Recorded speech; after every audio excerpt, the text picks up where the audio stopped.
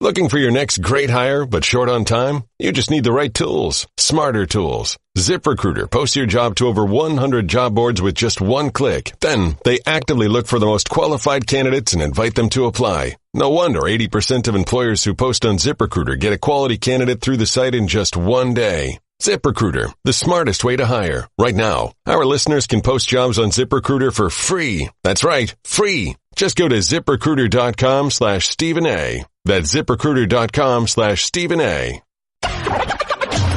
This is the Stephen A. Smith Show podcast. I'm Stephen A. Good afternoon, everybody.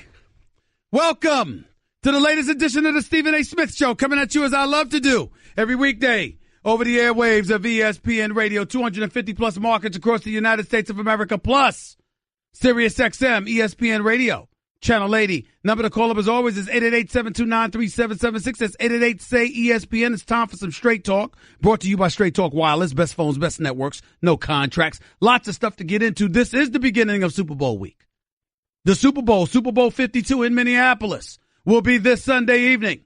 This is the week of the Super Bowl, so we will definitely, unquestionably, get into that throughout this show, throughout every single show this week. Feel free to call up anytime you want to talk about Super Bowl 52. We're not running from that, but we also have a lot of stuff to get into as well. We've got a symbol on the Cleveland Indians uniform that will be removed. Obviously, the Native American community, a lot of folks in that community are going to be happy about that. We'll get your thoughts about all of that, but clearly we all know what the story is. We all know what the story is today, and it's what's been going on in Michigan State, and it's unfortunate that we have to get into a story like this, but it's necessary. It's necessary. And we got to stay on point and really, really get down and dirty about what exactly is it that we're talking about here. We're talking about a situation. First of all, let's get one thing out of the way first, and it's very, very important. When we think about Larry Nassar, the former gymnastics coach at Michigan State University, that was also working for USA Olympics, this guy that was recently sentenced to 40 to 175 years in jail, that's going on top of the 60 years that he was sentenced to for child pornography. This is a man that's going to spend the rest of his natural, pathetic, disgusting life in prison behind bars. I would say no drop the soap, but you know what? This is Disney Airwaves, so we ain't going to go there. But, Lord, this man is going to get what's coming to him. We don't even have to think about him. Matter of fact, I don't know if he'll survive a year. If you think about it, ladies and gentlemen, if you had a problem listening to 4 days of testimony from the victims that you violated over the course of 20 years, if you got a problem listening to victims expressing themselves verbally, and you're going to write a letter to a judge talking about you can't take that, which Larry Nassar did, could you imagine how difficult incarceration is going to be for him? Could you imagine that dude and what these fellas in jail are going to do to him? Listen, again, these are Walt Disney Airwaves. So we want to be careful in terms of not being too explicit. But we all understand what this man is in for. And we also understand that he will deserve it. Having said all of that, when we take it steps further and we delve deeper into this as a sports network, we have to really, really talk about what's going on here. We're not talking about this because of a gymnastics coach. If that was all there was to this story, we'd mention it. We wouldn't lead the show with it. It wouldn't permeate our airwaves. We wouldn't be going on and on about it. We will not, through Outside the Lines and others, and by the way, Outside the Lines has done a sensational job on this story, but we wouldn't be, leading the pack in terms of talking about a story of this nature. If it was just about gymnastics or track or whatever the case may be, let's call it what it is. When we talk about a systemic problem that exists at Michigan State University, and we get into the issue of sexual assault, and you got football and basketball players involved, which had nothing to do with Larry Nassar, by the way, now you got a bigger problem. And here's how Larry Nassar spearheaded the whole thing. Because what you're thinking about is from an institutional standpoint, how is this man allowed to get away with all of this spanning 20 years? How could the university president not know? How could the board of regents not know? How could the athletic director not know? There's a reason that in the last few days, the president resigned and the athletic director has retired. There's a reason that is happening. I'm talking about President Luana Simon and athletic director Mark Hollis. They're gone. Why? They will proclaim their innocence until the cows come home. Who really believes them at this particular moment in time? Who really believes that they have no culpability? Who really believes that they were oblivious and ignorant to what was going on? Who really believes that? The answer is pretty much no one. There still needs to be accountability, and in order for accountability to take place, the first order of business is to have an account of exactly what transpired. We understand that, as my colleague Jay Billis pointed out on Outside the Lines and Sports Center and various other programs right here on ESPN. We get all of that.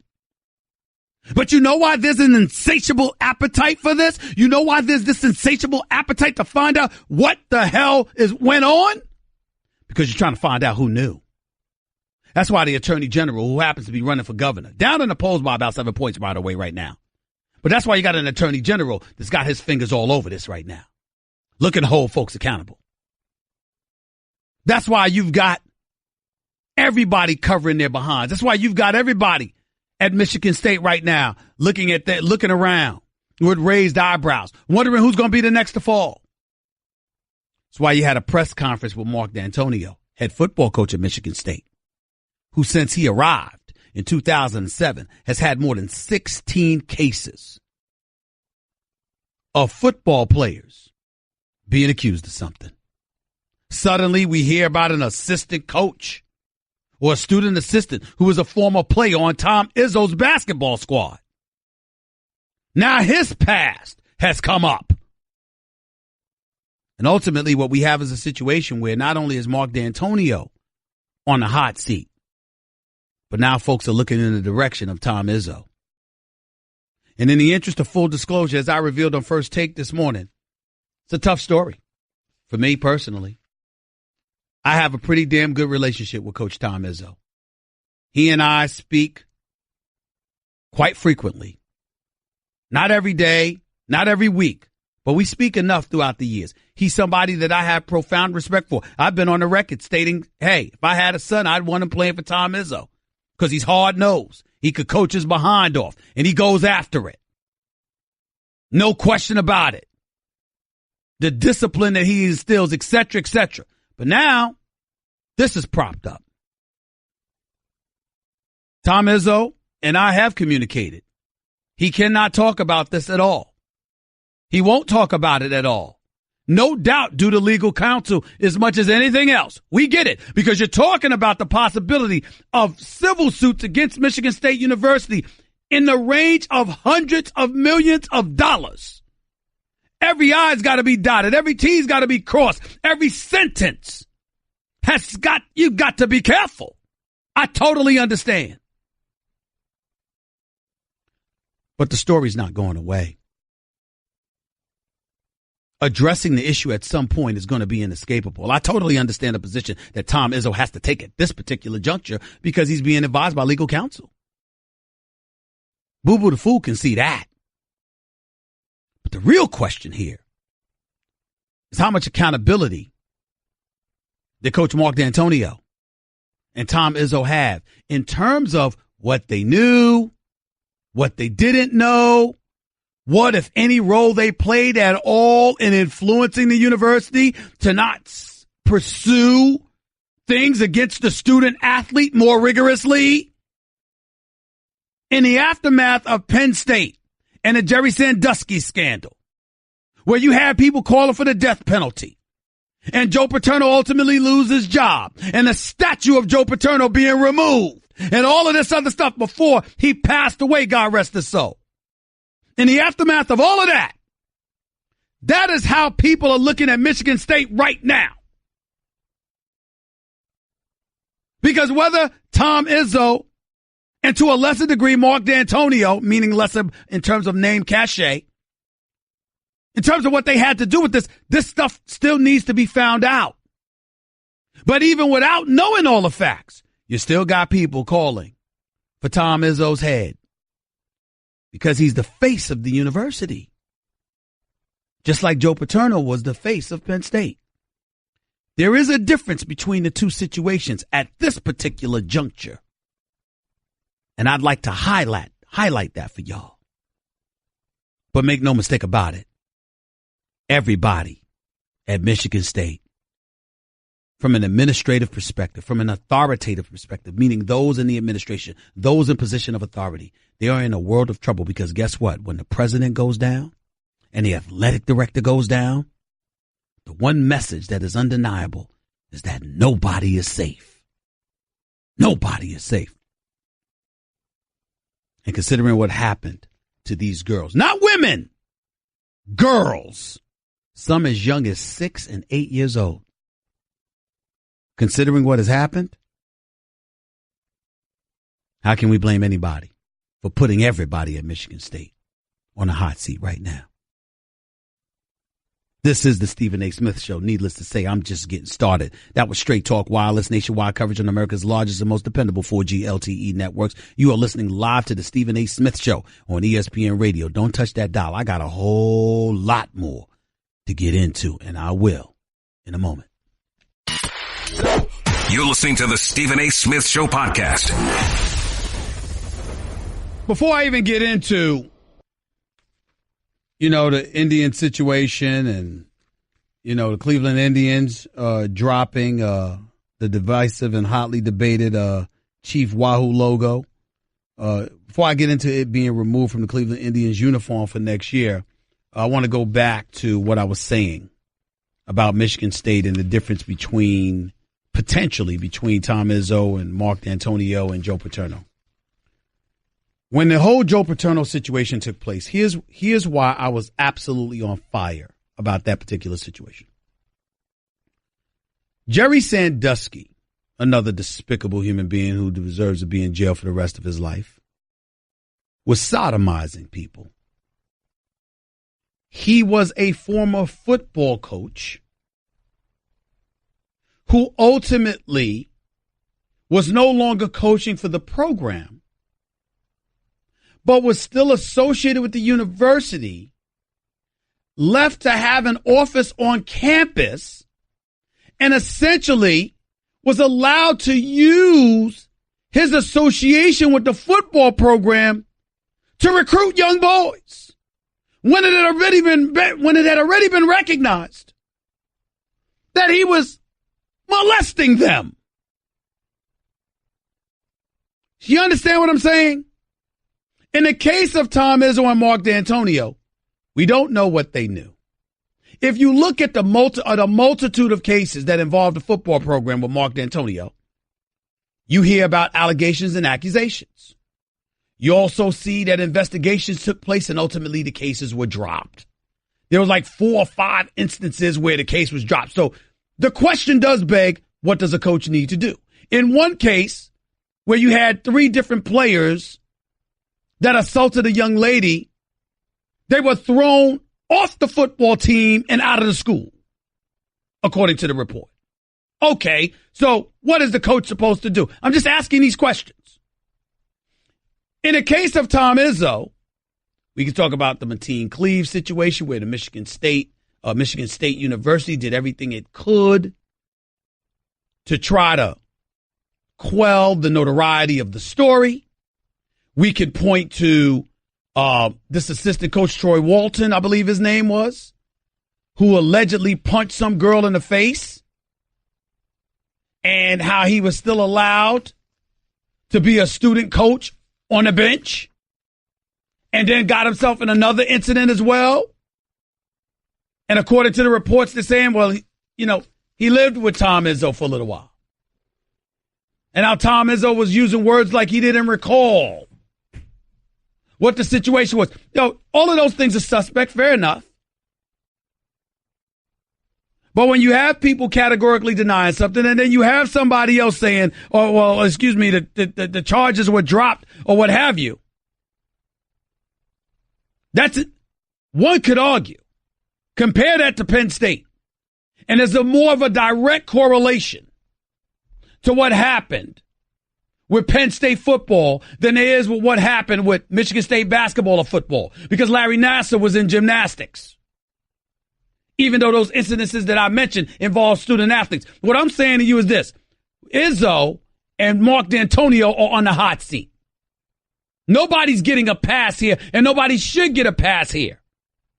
But whereas there's this insatiable appetite to find out what exactly has been going on. In the case of Jerry Sandusky, you already knew what he was. See, where Izzo, to me, who again, I've communicated with and have somewhat of a relationship with, where Izzo really gets on the hot seat is the fact that you're Tom Izzo.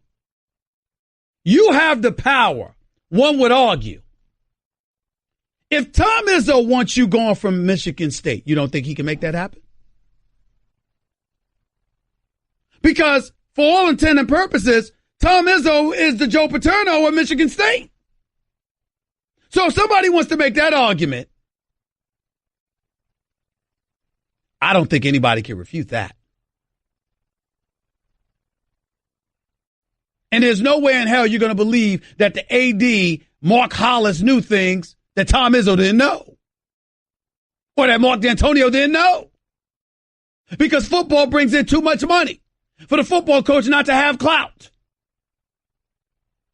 Michigan State was in a Final Four I'm talking about football a couple of years back. This program brings in money through that football program. There's no way you can convince anybody that the athletic director knew things that the coach didn't know, unless the coach said, I ain't want to know. And Tom Izzo's Tom Izzo. So in that regard, there's some explaining to do, which is why, even though Magic Johnson was late to the party, the Michigan State grad who brought a national championship to Michigan State years ago, even though he's a bit late to the party with the quote, he still gave it better late than never. And here was what Magic Johnson tweeted. If anyone was aware of the sexual assault happening to women on an MSU campus from the office of the president, board of trustees, athletic department, faculty, and campus police, and didn't say or do anything about it, they should be fired. Those are the words of Magic Johnson. He says, Cookie and I stand in support of the victims and their families as they embark on the road to recovery, and I support the movement to hold everyone involved accountable. This is Magic Johnson. He continues, the roles of the new president, board of trustees, athletic department, faculty, campus police, and students will be to work together to create new policies and procedures to ensure this never happens again. That's Magic Johnson. Outside the Lines reached out to him Friday. He was unavailable for comment. Listen to Tom Izzo talk about his former player, Travis Walton, and why Travis Walton stayed with Michigan State even after the allegations were levied against him. Listen to Tom Izzo. In 2010, Travis Walton was charged with assault and battery for punching a female student in the face. There were witnesses. She was injured. Why was he allowed to continue with the coaching staff and be with the team while charges were pending? Well, as I said before, we'll cooperate with any investigation and always have. We've done it before and we'll do it moving forward. And that's about all I'm going to say on it, that we did cooperate with everything. She also asked him why Travis Walton left Michigan State. Listen to this question and answer. Why did Travis leave the program in 2010? I don't know what you mean. He graduated. He was with your staff throughout 2010. An allegation came forward later that year that he and two of your players raped her. He then left the program later that year in 2010. Why? To be honest with you, I don't remember why he left. I know he went to Europe to play. And as you know, I'll still say I'll cooperate with any investigation that's made. I did it then. I did it before. And I'm not going to answer any questions that aren't pertaining to either basketball or things that I am not going to talk about right now. Here's the reality of the situation. And that was Tisha Thompson for Outside the Lines asking those questions. There's no way around this. You can't blame Tom Izzo for not answering the questions because he's clearly being advised by legal counsel. Anything he says will be held against him and the university because there are civil lawsuits impending and possible criminal charges could potentially be pending. And anything that he says without question may be used against him. That part is fair. But there is no doubt that those answers are not satisfactory. There is no doubt that more needs to come out of the mouth of Tom Izzo. There is no doubt as to why that is. Not just because those direct questions were pertaining to one of his players. Not just because the Larry Nassar scandal seems to be evidence of a systemic issue that permeated throughout the Michigan State University campus, but also because he's Tom Izzo. This is not just some fly-by-night coach, ladies and gentlemen. This is a man that I revere and I respect, who was just inducted into the Hall of Fame more than a year ago, who is synonymous, is the absolute face of Michigan State athletics. Those lawyers better get together with Tom Izzo and figure out a way that he can answer some of these questions. Because when you are the face of an institution and folks have been assaulted, allegedly, especially of a sexual nature, somebody's going to have to answer for that. It's just that simple. 888-729-3776 says 888-SAY-ESPN. What level of culpability do you place on the shoulders of Mark D'Antonio and Tom Izzo in all of this? There are some people calling for the death penalty at Michigan State. Do you think that's too extreme? Lots to get into. Lots of answers that are required. I'm looking for them from you. Obviously, I have a few myself. You are listening live to the Stephen A. Smith Show, ESPN Radio. Guess what? You're in the middle of the Stephen A. Smith Show podcast. Damn it, I mean it! 37 minutes past hour number one. Back here on the Stephen A. Smith Show, ESPN Radio. Just watch Tom Brady give a send-off, drop the mic. Patriots out. Let's go. He's ready. We all ready for Super Bowl 52. It's going to be a good one. It's going to be a good one. I have no doubt about that. 888-729-3776. That's 888-SAY-ESPN. And like I said before, getting back to the whole Michigan State story, it can't stop at Larry Nassar. One of the things that we got to do is make sure that we stop talking about, oh, my goodness, he assaulted women. He assaulted women. It's despicable, and he was wrong, and he deserves to be in jail for the rest of his natural, disgusting, despicable life. There's no doubt about that. But, ladies and gentlemen, there's something even more poignant about that.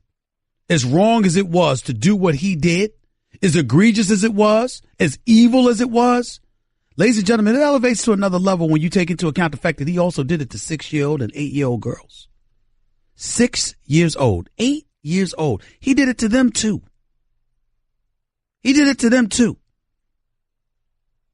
Some contemplated suicide. One father committed suicide because initially he didn't believe his daughter and he was so ashamed when he found out the truth. And if you can point to a president and you can point to a professor like Sue Carter, interviewed by Bob Lee on Outside the Lines, who resigned because she felt that the president's attitude was so nonchalant and pragmatic and businesslike, talking about Luana Simon, and how she didn't seem to care.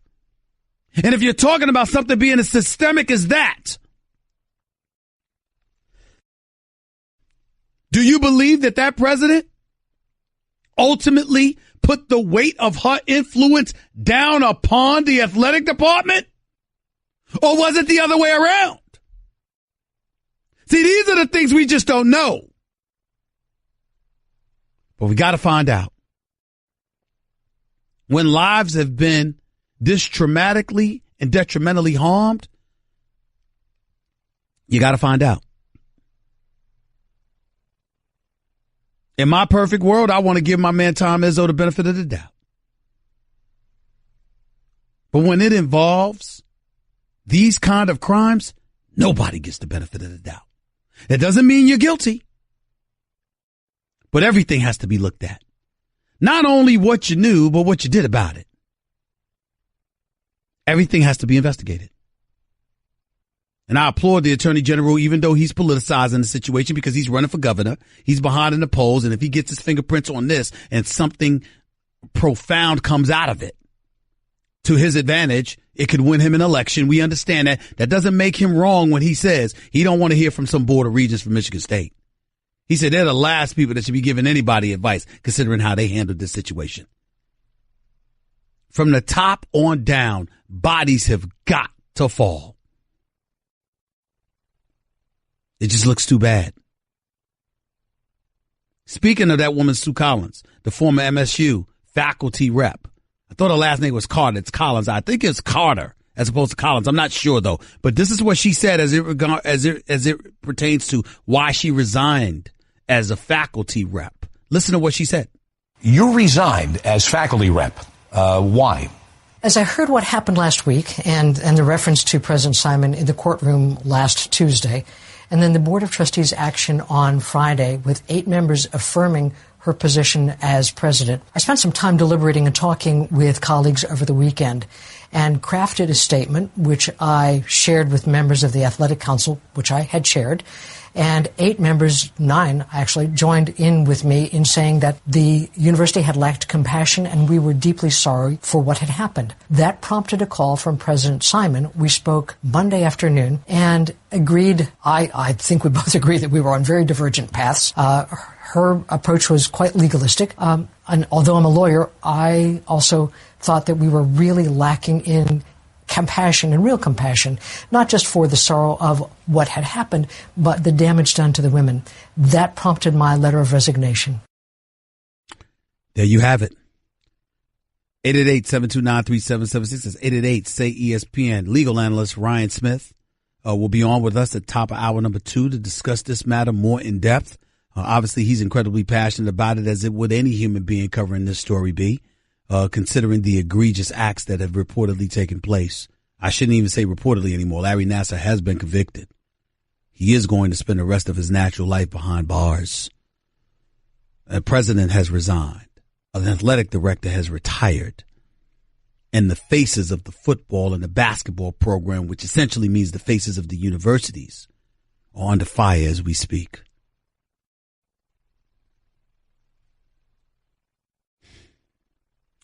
Mark D'Antonio, Michigan State head football coach. He did refute outside the lines reports. Listen to what he had to say. I'm here tonight to say that any accusations of my handling of any complaints of sexual assault individually are completely false. Every incident reported in that article was documented by either police or the Michigan State Title IX office. Look at what he did, or listen to what he did when questions were broached about his potential resignation. Listen to this. That is absolutely false.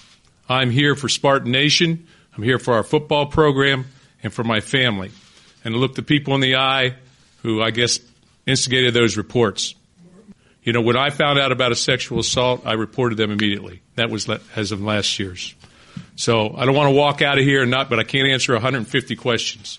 I want to thank you guys for your time. I thought it was important to come and address this and look people in the eye. Thank you for your time. Your phone calls in a minute. It's Stephen A. on ESPN Radio. Guess what? You're in the middle of the Stephen A. Smith Show podcast. Damn it, I mean it! To the phones we go right here in the Stephen A. Smith Show, ESPN Radio. Let's go to Nathan in Jersey. You're live at Stephen A. Talk to me, Nathan. Hey, boss. Thanks for taking the call. Go I ahead, man. It. Yeah, much like the banking crisis in 2008, I think a lot of these colleges are seen as too big to fail, and I reject that notion. I would love to get your take on this.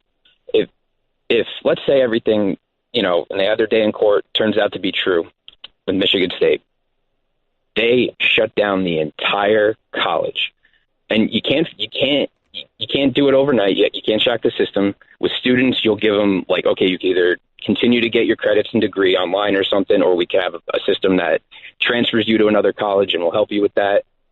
Teachers, professors, here's your 3 years notice, this and that. We're not taking any more freshmen, and we are shutting down the entire school. I think that would send a message. I think that's exactly what needs to happen. That's what they deserve. Well, listen, whoa. It would definitely shock the system. It would definitely have a profound impact, no doubt.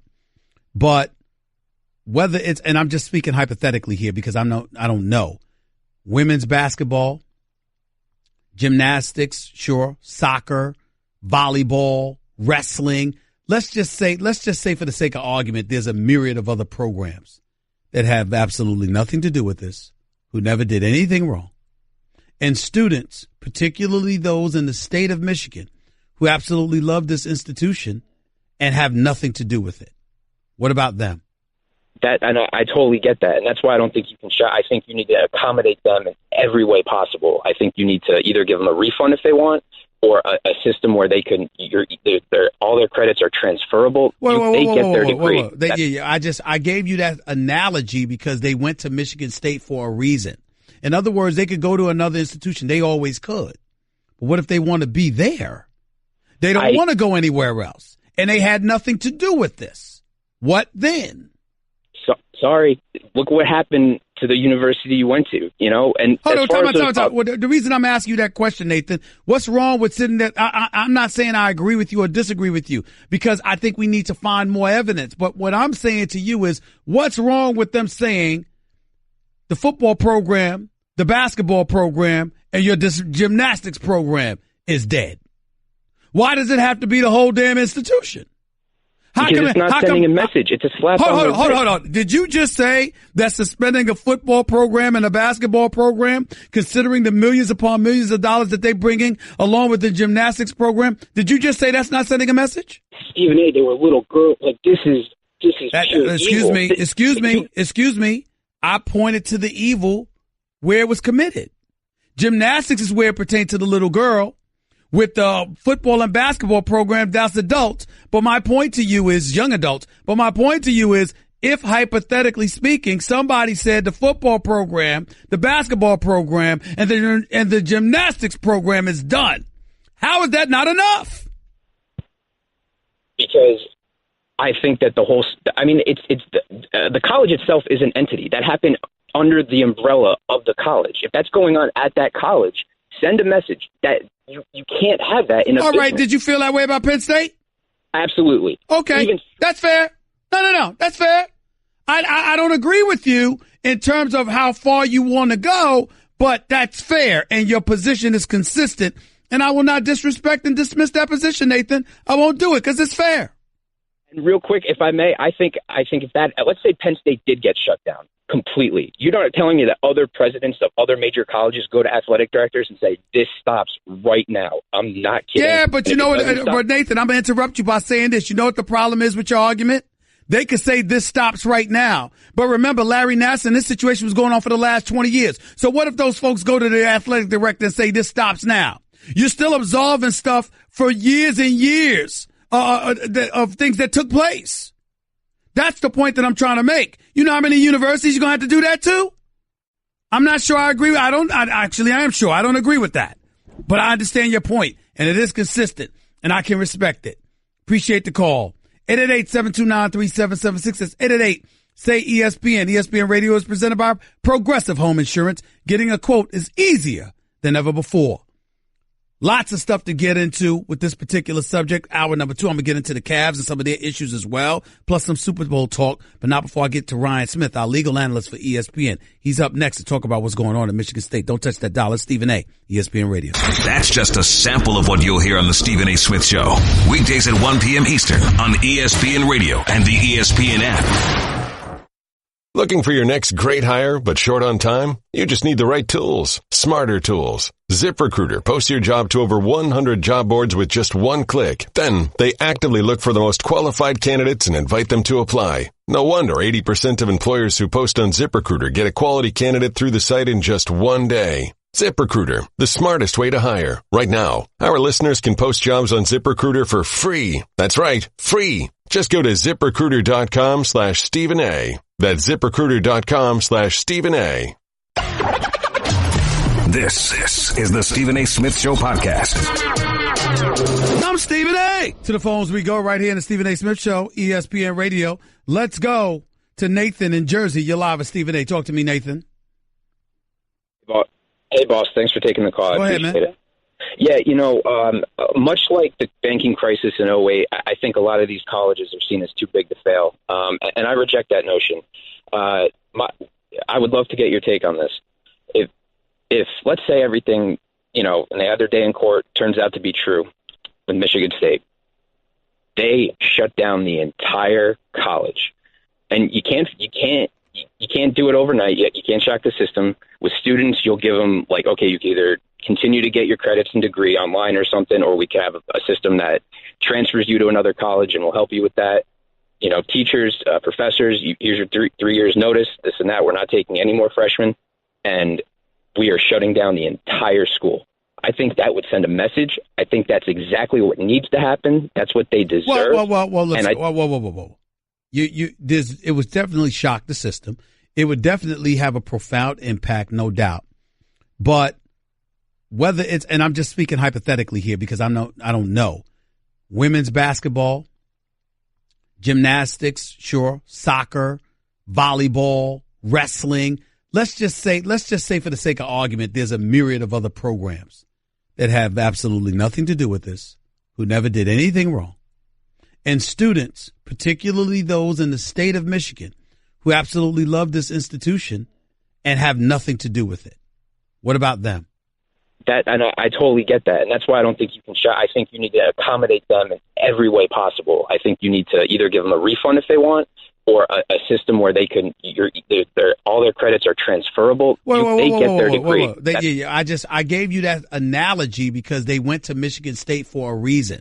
In other words, they could go to another institution. They always could. But what if they want to be there? They don't want to go anywhere else, and they had nothing to do with this. What then? Sorry, look what happened to the university you went to, and hold on, time out. Well, the reason I'm asking you that question, Nathan, what's wrong with sitting there? I'm not saying I agree with you or disagree with you because I think we need to find more evidence. But what I'm saying to you is what's wrong with them saying the football program, the basketball program, and your gymnastics program is dead? Why does it have to be the whole damn institution? Because it's not sending a message. It's a slap on the wrist. Hold on. Did you just say that suspending a football program and a basketball program, considering the millions upon millions of dollars that they bring in, along with the gymnastics program, did you just say that's not sending a message? Stephen A., they were little girls. This is Excuse me. I pointed to the evil where it was committed. Gymnastics is where it pertained to the little girl. With the football and basketball program, that's adults. But my point to you is young adults. But my point to you is if hypothetically speaking, somebody said the football program, the basketball program, and the gymnastics program is done, how is that not enough? Because I think that the college itself is an entity that happened under the umbrella of the college. If that's going on at that college, send a message that you can't have that in a business. All right, did you feel that way about Penn State? Absolutely. Okay, that's fair. No, that's fair. I don't agree with you in terms of how far you want to go, but that's fair, and your position is consistent, and I will not disrespect and dismiss that position, Nathan. I won't do it because it's fair. And real quick, if I may, I think if that, let's say Penn State did get shut down completely. You're not telling me that other presidents of other major colleges go to athletic directors and say, this stops right now. I'm not kidding. Yeah, but you know what, but Nathan, I'm going to interrupt you by saying this. You know what the problem is with your argument? They could say this stops right now. But remember, Larry Nassar in this situation was going on for the last 20 years. So what if those folks go to the athletic director and say this stops now? You're still absolving stuff for years and years of things that took place. That's the point that I'm trying to make. You know how many universities you're going to have to do that to? I'm not sure I agree. I am sure I don't agree with that. But I understand your point, and it is consistent, and I can respect it. Appreciate the call. 888-729-3776. That's 888-SAY-ESPN. ESPN Radio is presented by Progressive Home Insurance. Getting a quote is easier than ever before. Lots of stuff to get into with this particular subject. Hour number 2, I'm going to get into the Cavs and some of their issues as well, plus some Super Bowl talk. But not before I get to Ryan Smith, our legal analyst for ESPN. He's up next to talk about what's going on in Michigan State. Don't touch that dial. It's Stephen A., ESPN Radio. You're listening to the Stephen A. Smith Show podcast. 23 minutes past hour. Number 2 this morning on ESPN Radio. Number to call up as always is 888-729-3776. It's 888-SAY-ESPN. I'll get back to the calls in a moment. Tom Brady made news. Patriots send off. They're at Super Bowl now, getting ready to do what they do. Obviously, Super Bowl 52 is this week, but Tom Brady made news for another reason this morning. Tom Brady makes a weekly appearance on WEEI in Boston. And he had a problem with what one of its hosts said, or its fill-in host. Apparently, he cut short his weekly interview Monday morning on sports radio WEEI, saying he was disappointed that one of the station's hosts previously made disparaging remarks about his 5-year-old daughter when discussing the Tom versus Time documentary. Listen to what Tom Brady had to say. I've tried to come on this show for many years and showed you guys a lot of respect. I've always tried to come on and, do a good job for you guys. So, it's very disappointing when you hear that, certainly with my daughter or any child, they certainly don't deserve that. So I'll obviously evaluate whether I want to come on this show again. So I really don't have much to say this morning. That's fine. I understand. That's totally fine. I will, maybe I'll speak with you guys some other time. Absolutely fine. We understand. All right, Tom, Thanks. You too. The thing that Tom Brady was alluding to was a host by the name of Alex Reimer, R-E-I-M-E-R. I don't know the man. He called Tom Brady's 5-year-old daughter an annoying little pissant. That's a quote. See, this is difficult because, I've had my issues with a particular host on WEEI or whatever, and I'm not going to go into all of that. I just don't go back on there. But I don't want to encourage anybody to have negativity towards the station because, to be quite honest with you, I've been on there on many occasions before that incident. And a lot of the guys seem to be really great guys. They obviously do a fantastic job covering sports as a radio station in the city of Boston. And I'm not here, nor am I in the position to speak from a knowledgeable perspective about who they are and what they are, whatever the case may be. People have complained about being blindsided, coming on there to talk about one thing, and all of a sudden something else comes up, which was my issue. But that in no way should cast aspersions on an entire station. But I have to say, something like this could. This gentleman, Alex Reimer, supposedly has been suspended for a week, meaning that he won't be part of the coverage for the Super Bowl. I'm not going to say what should be done to Alex because, personally speaking, I don't enjoy contributing to money being taken out of anybody's pocket. And I'm certainly not going to be up here saying that somebody in their mid-20s, because that's how I'm told how old he is, whatever. I'm not going to go there. But I do think it's fair to ask the radio host this question. A 5-year-old child? What's inside of you that you would think it's remotely okay to say something like that publicly about a 5-year-old child? I'm not even getting into the fact that it's Tom Brady's daughter who contributes to your station, who comes on every week. And obviously that's a very, very big deal in the Boston area, considering the fact that you got the greatest quarterback possibly ever as a weekly guest on your radio station. What I would say instead is, forget all of that. She's 5 years old. She's 5 years old. Who does that? Who does that? There's nothing inside of you that said, damn, she's 5 years. She's a 5-year-old child. I'll leave it at that. To go any further than that is to cast aspersions on a station that I otherwise respect, that I'm quite sure has a lot of good people. And for all we know, maybe Alex is a really good person that just made an honest mistake. But she's 5 years old, bro. She's 5. More to Stephen A. Smith Show on ESPN Radio in a minute. Guess what? You're in the middle of the Stephen A. Smith Show podcast. Damn it, I mean it! Flowers.com has the Valentine's gifts you'll love. Right now, you can get 12 multicolored roses for only $19.99 or double it to 24 multicolored roses for only $10 more. To order, go to 1-800-Flowers.com/ESPN. Plus, another note to throw your way. Golic, as in Mike Golic and Trey Wingo. In the Zone is brought to you by AutoZone. Remember, that's something that they do. They got the morning show. So we want to make sure that we remind all of y'all, Golic and Wingo. They're in the zone, and it's brought to you by AutoZone, reminding you that Golic and Wingo will be live from Minneapolis beginning Wednesday for coverage of the big game. Get in the zone! AutoZone. That's Wingo and Golic. Golic and Wingo. I mean, sometimes people, like first names, or whatever. Whose name comes first? Who cares? Golic and Wingo, Wingo and Golic. It's all the same. It's all the same, ladies and gentlemen. Back to the phones we go. Let's go to Lawrence in Texas. You're live with Stephen A. Talk to me, Lawrence. Hey, Stephen A. I have a question for you. Do you think out of all these victims, over 160 of them, that none of these kids or anything like that came to their parents and told them what had happened to them? And the same thing with Michigan.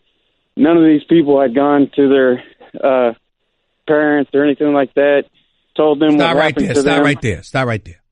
What are you trying to say? Because the fact is, many of them said they did go to their parents. Many of the parents said they spoke to the university. So what I'm asking you is, what exactly are you getting at? Get to the point. That I'm saying that's why, like, these presidents and stuff like that, that's how they were able to keep it going for so long. I'm saying that they probably paid the families off, and kept it hush hush, and that's how these people get away with it. So in other words, let me get this straight. As the Attorney General of the state is investigating the matter, as Outside the Lines and other outlets are just delving deeper into this, as we're in search of transactions or what have you, with no proof whatsoever, what you're saying is that the parents probably were in it too, because they ultimately got paid off by the university, which is why it took us so long to find out, because the parents got paid off. That's what you're trying to say. Well, I mean, if I am don't a stutter. father, Answer the question. Is that what you're saying? I think it's possible. Yeah. Okay. Have a nice day. We understand. Listen. Is it possible? I guess. But with no evidence whatsoever, with over 150 people giving testimony against Nasser, I think if folks had been paid off, we would have heard something about that. That's just a guess. I mean, it's not like the story just came out. The man has been convicted and essentially received 2 life sentences, because one's for 60 years, and he ain't going to live to 60 years, and then a 40 to 175 was tacked onto that. And over the course of all of that testimony, which he was crying to the judge that he didn't want to hear, you're trying to tell me that parents might have been paid off, but nobody knows. Okay. Jordan in Washington, you're live with Stephen A. What's up? Hey, what's going on, Stephen A? How you doing, brother? Go ahead. What's up, man? Yeah, it made me sick to my stomach because my sister and my sister went through something like that and never got her justice. When they do it, when you're doing that on a form as a physician, you're they're breaking trust with other people.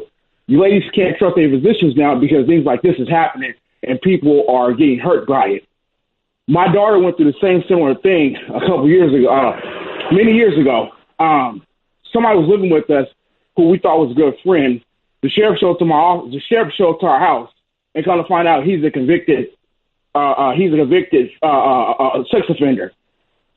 He always will like to watch the kids and not have an issue, so I had to go take her to the hospital. And all my life of having to do something that was so scary, that was the most scariest thing I had to go through.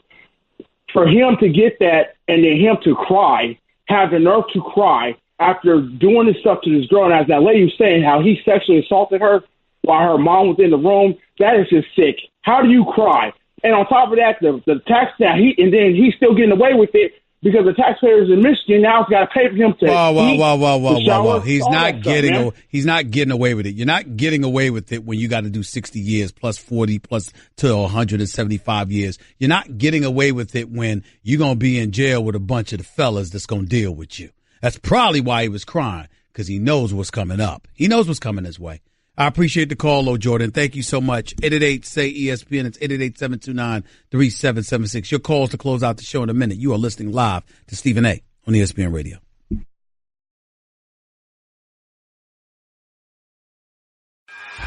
Guess what? You're in the middle of the Stephen A. Smith Show podcast. Damn it, I mean it!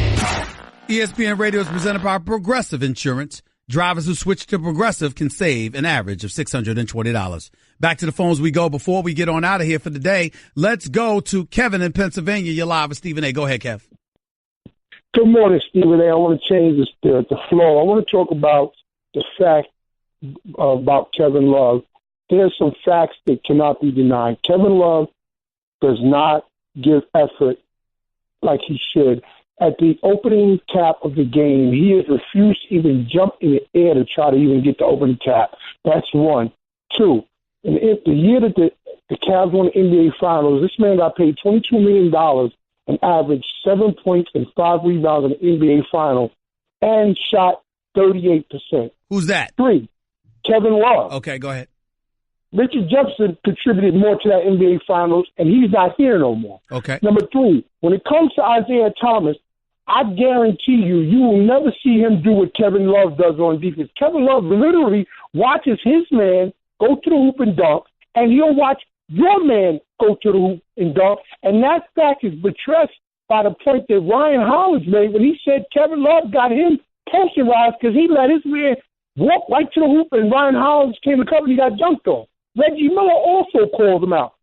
Kevin Love is really afforded a blanket because very few times will you see a Tim Lager point out Kevin Love not running back, but he'll point out LeBron James. If you follow the film, Kevin Love on at least 5 times a game jogs back on defense. Stop right there. I've listened to enough. Here's the reality, Kevin. Kevin Love has always received a pass because Kevin Love has never played defense. Kevin Love has never been gifted defensively. What Kevin Love is a walking double-double. He's a guy that's capable of averaging 20 and 10, and he's a big boy who can shoot the three. And because of that, people look past other things. That happens from time to time. It is what it is, but you're absolutely right. You're not wrong. There are things that you can look at on the film that shows that he slips up, particularly defensively, and that there's a concerted effort that he is sorely lacking. There's no doubt about that, but that was always the case with him, and it was long before he arrived in Cleveland. Appreciate the call. Let's go to Billy in South Carolina. You're live with Stephen A. Go ahead, Billy. Billy, go ahead. Billy, your signal's really bad. Sorry, buddy, you messed up. Alex in Texas, you're live with Stephen A. Go ahead. Stephen, long-time listener, first-time caller. Just wanted to say, me being a father and having a daughter, same thing with Michigan State. If I had complained to the administration and gone to whoever that I needed to go to, and I see this guy coaching in the Olympics and years from now and continuing doing these things where he's getting all this publicity, how am I not going to law enforcement? And out of 150 families, how did some of these people not go to the law enforcement, or how did this not become public? From Michigan State, stemming back to Baylor, stemming back to Penn State. How are these things just hidden in society? I don't have the answer to that question. I just know if it was my daughter, he'd be more worried about me than authorities. I can tell you that much. I can tell you that much right now. He'd be more worried about me than the authorities. Anything. And I think any father that just heard what I had to say can relate to exactly what I'm trying to imply. I appreciate the call. Jay in San Diego, you're live with Stephen A. Real quick, Jay, go. Hey, what's going on, Stephen A., man? What's happening, man? I'm good. I appreciate you taking my call. Go ahead, man. Hey, this is my deal. Anytime, you hear about these, sexual scandals or whatever it may be at these universities, I want to know why it is that the powers that be aren't held accountable. Yeah, they resigned, this and that and the other. I think anybody that knows that anything malicious, as far as sexual abuse or anything that's done to a child or a student should be held as a co-conspirator, when it comes to these types of things. I just don't understand it, bro. I got you. I appreciate it, man. I understand it. A lot of answers we need to have that we don't have. No question. Steve in Mississippi, you're live with Stephen A. Go ahead. Yeah, along that last caller, what I can't understand is when they put a school on probation, why put the school on probation and make the fans suffer and everybody involved, even the players, except for the ones that's involved? Why don't they just get rid of the heads of the universities and stuff? Well, you know what they're trying to say. What they're trying to say is that, this is not an institution that needs to have fans. This is not an institution that needs to be rooted for. I tend to agree with you. I get where you're coming from, but you do have an abundance of people who feel otherwise. That's where they're coming from with that. Those are the kind of things that they say. Thanks. Thank you, buddy. Let's go to Daryl in Virginia. You're live with Stephen A. Real quick, Daryl, go ahead. Yeah, I think if the Cavaliers really want to keep LeBron James, they should offer him part ownership of the team. Well, you're not allowed to do that for a player while he's playing. Well, they doing it. What's the difference with John Gruden? I hear they offer him part ownership. Well, no. That was false, because the reality is, for what I was told, John Gruden asked for it. Raiders ownership was willing to do it, but that was immediately shot down by the league. Oh, that can't happen. Okay. Well, thanks for taking my call. All right. I mean, in the place of the coach, it could potentially happen, but not with a player. A player can't be owned an ownership stake in the team while they're playing. Appreciate the call. Let's go to Roger in Illinois real quick. You only got a minute. Go ahead, Roger. Hey, Stephen A. I'm a 26-year veteran from the Department of Corrections. Yes, sir. Believe me, Nasser his day is coming, and he will have his day. Trust me. I know that. They always do, and I've seen it, and he will be. He's going to pay. He's going to pay. I got you. I know. I mean, it ain't hard to figure out. He's going to play. He's fresh meat for them dudes. They wait for him to come to prison. Don't worry about Larry Nassar. He's done. He's done, y'all. Don't you worry about it one bit.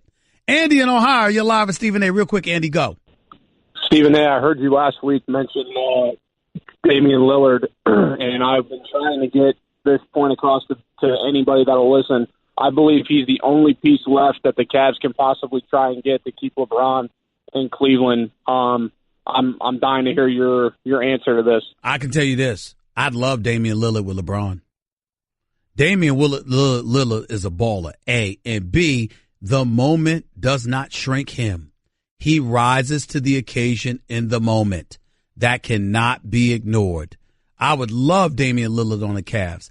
I just don't think they have enough to give Portland for him. I can't see that happening, but you just never, ever know. You just never, ever know.